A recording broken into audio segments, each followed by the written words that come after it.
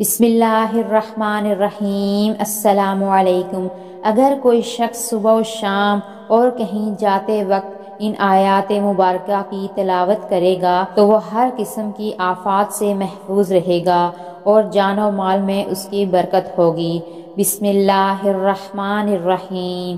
اللہ الذی خلق السماوات والارض وانزل من السماء ماء فأخرج به من الثمرات رزقا لكم وسخر لكم الفلك لتجري في البحر بأمره وسخر لكم الأنهار وسخر لكم الشمس والقمر دائبين وسخر لكم الليل والنهار وآتاكم من كل ما سألتموه وإن تعدوا نعمة الله لا تحصوها إن الإنسان لظلوم كفار۔